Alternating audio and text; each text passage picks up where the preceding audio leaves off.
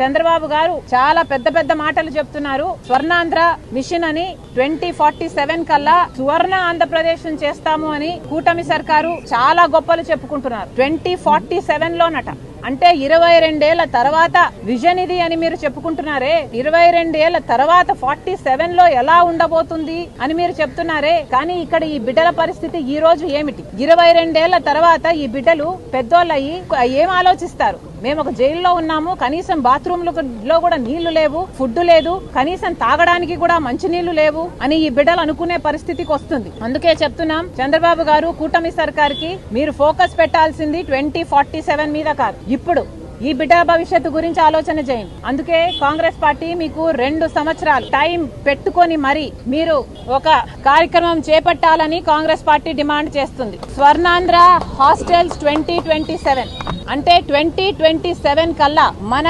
రాష్ట్రంలో ఉన్న అన్ని ఎస్సీ, ఎస్టీ, బీసీ హాస్టళ్లను మొత్తము ఎన్నున్నాయో అన్నిటినీ మెరుగుపరచాల్సిన అవసరం ఉంది. ఒక హాస్టల్లే కాదు, ప్రభుత్వం నడుపుతున్న స్కూళ్ళు అయితేనేమి, కాలేజీలు అయితేనేమి, ఎస్సీ, ఎస్టీ, బీసీ, మైనారిటీ బిడ్డలకు నడుపుతున్నది ఏదైనా సరే మెరుగుపరచాల్సిన బాధ్యత ప్రభుత్వానికే ఉంది. ఇది వెంటనే ప్రభుత్వం చేపట్టాలని కాంగ్రెస్ పార్టీ డిమాండ్ చేస్తుంది.